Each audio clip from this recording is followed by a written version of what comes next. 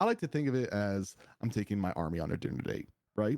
I schedule the date, I pick the food, I take them to eat. They get to eat, then I get to clean up after them. I'm like a good housewife on the battlefield.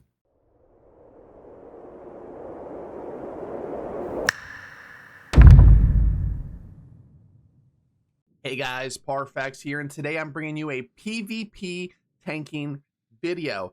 As you heard in the opening clip, we're going to have clips from my buddy Gizmo. There's going to be a second video that you must watch if you are interested in this build. It's going to come out either the day after this releases or the day after. I don't know when exactly it'll come out, but I'll have it in the description down below once it comes out. And he goes over absolutely everything there is to know about the tanking, and we are judging this on what it's going to be. Now, if you watched my video about stop listening to content creators, there's a little bit aspect of that coming in. But when it comes to this build, it is going to get better next patch because of the fortified changes. We'll be able to hit higher fortification caps. We'll be able to hit some numbers we really weren't able to hit before, but we're still going to be a little bit less tanky depending on what you're doing. So I want to bring you guys this video. This is going to be a two-part series. Make sure you go watch the second one. So let's go ahead and get into it. Now, first off, we're going to talk about our weapon combos. So there's actually a couple different weapons you can run here. First off, of course, we are running good old sword and board. And yes, you can see here we have the defensive ultimate. I know when you're PvE tanking, you don't want this ultimate, but we want it now. So it's going to be very, very good. So with that, we actually have a couple different weapons we can run. First and foremost is actually the Great Axe. When it comes to PvP, Gravity Well, Gravity Well, Gravity Well, and well, Gravity Well is super important. So having Gravity Well is great. Weekend gets better next patch. So having something like Enfeebling Maelstrom, and it just provides a ton of group utility that is just not really matched by any other weapon. And you can see here we're also running Whirlwind. Whirlwind's going to provide you a great way to get in and out of clumps with relative ease. You're really going to want to move out of clumps with it. Now you can run something like Charge. We'll go over the entire skill trees in a minute, but just gives you that extra Fortify if you have Fortify and Whirlwind, and gives you a lot of extra just utility. So if we don't want to run Great Axe, we can also run stuff like Void Gauntlet and Ice Gauntlet. These are all going to be different builds you can run. We're going to go through each of the skill trees really quickly so you can kind of see what they are. So first, we're going to go over the Sword and Shield because it is going to be the most important and the one that's not going to change. This is straight from Gizmo himself. This isn't my list. So you can see here, we are running, of course, the defensive formation, and we're basically taking all of the defensive nodes. The only node we are not taking on the right-hand side is Final Blow because we really don't care about our damage. If that is something that you want to go ahead and put in there, that is definitely up to you. If you're going to put this in there, I would definitely go more for it if you're going the Great Axe route. We'll talk about the attributes here in a little bit, but this build is not about doing damage. It is about supporting your team and basically being that group utility bot and absolutely not dying.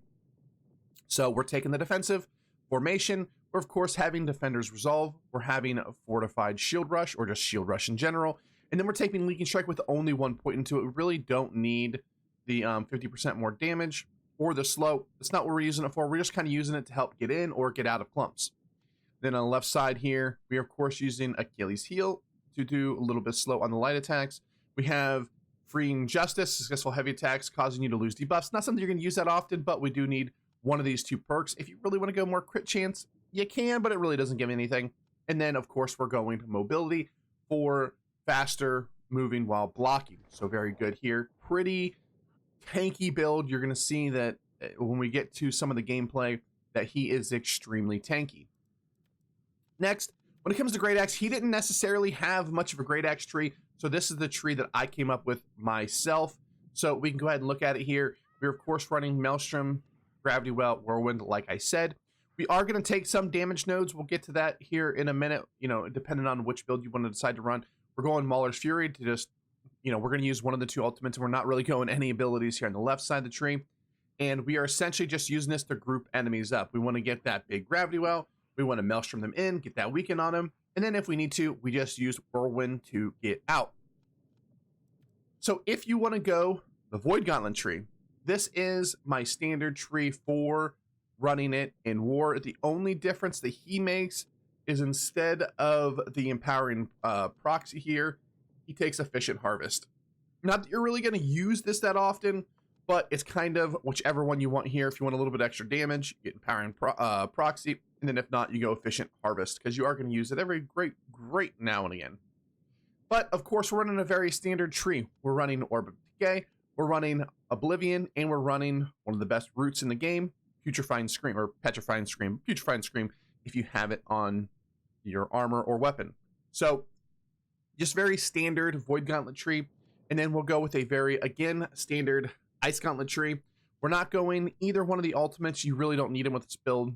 We're going Ice Storm, Ice Shower, Entomb. Entomb's a great utility spell. There's no better ability in the game for keeping people out of forts and just giving zone denial than Ice Shower.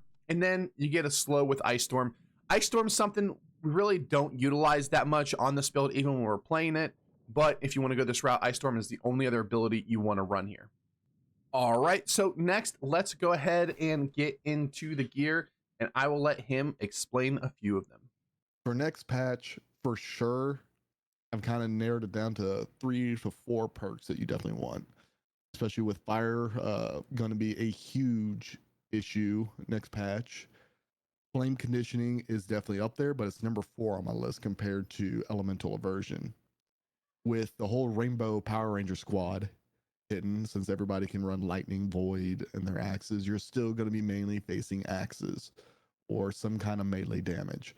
Yes, the fire staff will hurt. However, you need to focus on preventing what you're going to deal with most. The sacred grounds and your potions are what's going to heal you throughout the burst damage of those fire staves. So 3 main perks that is standard bis without any kind of fluctuation based on playstyle will be Refreshing Ward, Elemental Aversion, and Resilient. Okay, so if you had to build out a set, is there a specific number of like elemental aversion? Because obviously you're going to need some weapon perks and stuff like that. Do you have a priority list? You know, obviously probably Resilient first, I imagine. Are you running 4 or 5? That's one thing people always ask. I'm running 5 Resil. Okay. A full 5 Resil. Okay. I would say it's okay to drop down to 4 of any of them, but as long as the perk you're getting will make an impact. You can run down to 4 resilience, since yes, you do get some in your con. You can go down to 4 elemental aversion if you're running something like me, where I run Accelerated Resolve on my gauntlets. That will give me 7.7 increased healing when I pop Defender's Resolve, whatever they changed the name to. And that healing that really stacks, especially when you need to be pumped. You will go to full almost in a blink of an eye. What are your thoughts on freedom for your build? CC in this game makes it to where if one person doesn't hit you, another person will. Freedom is nice, but it's like taking a step out of every other second compared to just being locked in place. If you time your cleanses, you'll be fine. I never really had a problem with being locked into place. Yeah, so what do you think about the shield? I have a 4 perk shield, so I'm being a little bit greedy because I have a shield perk, a shield ward, sturdy and sturdy energy. Sturdy and sturdy energy is like a cute high school couple. You can't fucking separate them, you know? They work really well together. It's just really, really nice to have overall.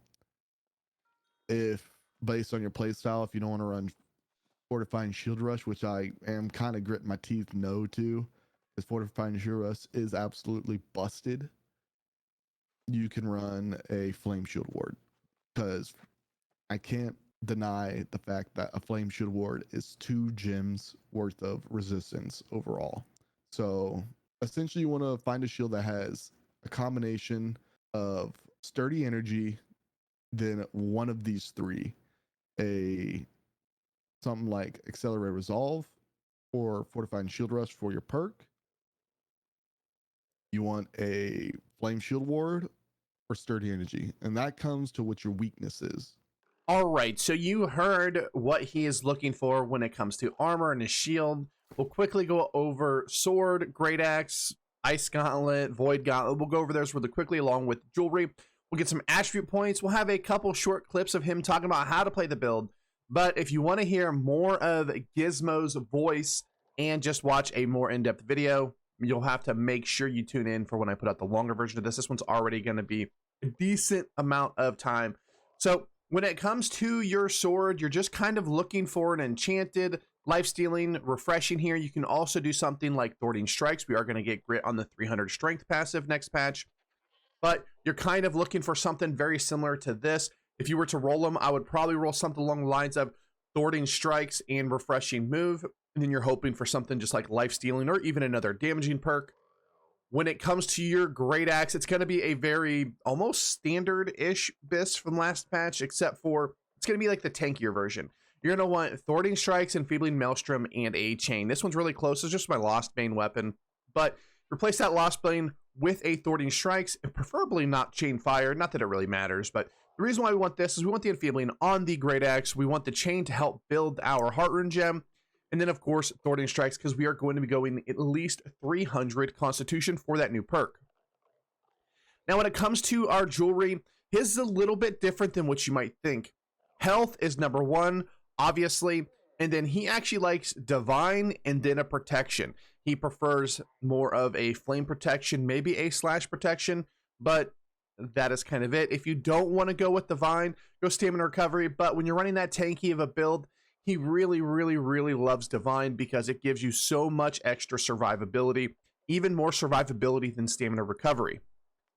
Next, when it comes to the ring, you're just looking for Refreshing, Hardy, and then one other thing. If you're going like the, Sword and Shield Great Axe route, you can go something he likes very much, Enfeebling.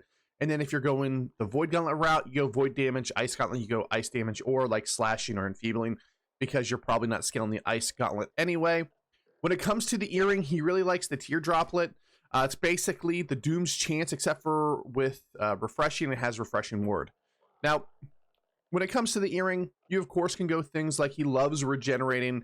Regenerating is really good, Purifying Toast, Healthy Toast, depending on what you're doing. There's a lot of third perks there, but always Refreshing Toast, and then whatever refreshing you like, and then you have a little bit of flexibility with the third perk on the earring, but Regenerating is his absolute favorite. Now, when it comes to Heartune gems, he likes the stone form is what he uses mainly. Now, he actually uses the healing stone form, and this one gets a little bit worse next patch, at least for people that aren't heavy armor users. But stone form, if you want to be a little bit more selfish, but in my opinion, if you're going to especially something like the Great Axe, you're going to have Whirlwind to get out, so you really don't need stone form. Stone form does help for sure still, but you can drop it and go something really group utility, like probably the best Heartune gem overall in the game, which is Brutal Heartune of Grasping Vines. This is a Rend, this is an Enfeeble. This Heartune gem is absolutely busted crazy good. If you've never played a war with this specific Vines, it's absolutely nuts. So one of those two is typically what he runs. He does run Detonate every now and again, and there's a chance that Bile Bomb does get a little bit better, but of course, Heartune of the Healing Stone form or the Grasping Vines. Next, when it comes to attribute points, essentially at least 300 Constitution and then maybe 200 Strength next patch. It's weird because some builds are going to, almost every build is going to get not as tanky, but if you can get enough Fortification, you're going to be a little bit more tanky and people are going to do a little bit less damage. So it's going to be interesting to see. I would start off at 300 Constitution and then go 200 Strength. And then, obviously, if you're going to go Void Gauntlet, I would actually just pump all of your points into Constitution, put 50 points into Focus so go 450 and then 50 Focus. And that's what he does right now on live, because you really aren't looking for damage out of Void Gauntlet. Void Gauntlet's not going to do much damage anyway. But if you're going something like the Great Axe, you'll be able to put out a decent amount of damage while being still very tanky if you go the 300, 200 route. I will let him describe a little bit of the playstyle, and then we'll wrap this video up. You're more like a tanky support, right? So imagine there is going to be a clump, like right here. You're not already in it, and you're running Great Axe in this case because I already have it out. You can immediately initiate by going in, grabbing, maelstroming to weaken them, and then blocking to fortify. That will ensure they're weakened by 50%. Your team is fortified by 30%. Your grab well helps keep them in the same spot, and your team just kind of does the rest. Now, if you're winning the clump, you can of course go more damage, but that's just saying like if it's too close to call. If you cannot tell your team's definitely going to win that, it's best to go defense instead of offense. Because just by you can't tell with the wall of red if there's more, let's say, blunderbuss behind it that's just going to nuke your team. You want to prevent burst. Your whole point is you want to prevent your team from being bursted. Burst is the #1 death in New World. When it comes to using like certain abilities, usually after like a combo like that, if it's like a long sustaining fight, a shield rush, throwing in a shield rush would be really nice. Everybody within a 5-meter radius gets weakened on the enemy team, so the more weakens the better. You're already tanky, and what people don't know about fortifying shield rush is that for each person hit, it's not just 33% that you usually get, because I have it on the shield. It's 33% for each person hit. So you heard a little bit on how to play the build. When the video comes out here in the day or two, you're going to see a lot more in depth. He goes about 15 minutes in probably that section just alone. So if you're really wanting to watch this video to really learn this build, you're going to want to watch that next video. I just didn't want to make this another hour-long video, so we're going to wrap this up. We are going to have PvP clips here at the end, but again, we'll have even more on the next video. Heck, that video could be an hour and a half long. I have no idea. I haven't even started editing it and putting it together yet. But I hope you guys enjoyed this video. Like, comment, subscribe like always. Make sure you, in the comment section down below, tell Gizmo how awesome he is and how awesome his voice is. He was even sick, so that is what Gizmo sounds sick. You can only imagine what he sounds like when he is not sick. So hope you guys enjoyed this video. Like, comment, subscribe like always. Make sure you hit the notification bell because you want to see that video when it comes out later this week. All right, guys. Thanks for watching, and I'll see you next time. Enjoy these PvP clips. Peace.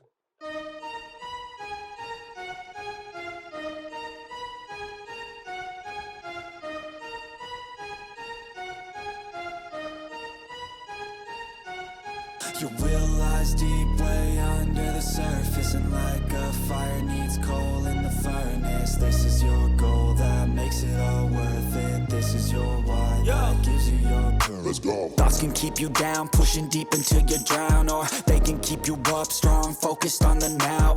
Glass half full, or has it been emptied out? Well, that's all up to you and your mind. Do you doubt anything, everything, not a thing? Make my thoughts work for me, manifest what I need, what I want, what I see. I could be anything, I attract all the things that I see. I believe I'll achieve as I breathe in and out again and again. I don't doubt, I sit and I plan, and I found out that I can execute if I'm driven, if I listen, if I learn all the wisdom. Read some books, something written, watch the best, teach a system I invest. Never hidden, I ain't scared, ain't no chicken, I take dares. I'll be winning, you get back what you're giving. Find the reason that you're living, what you're good at, all your gifts and what you love. Take a risk and find out what you've been missing. Your will lies deep way under the surface, and like a fire needs coal in the furnace. This is your goal that makes it all worth it. This is your why that gives you your purpose. Your will lies deep way under the surface, and like a fire needs coal in the furnace. This is your goal that makes it all worth it. This is your why that gives you your purpose.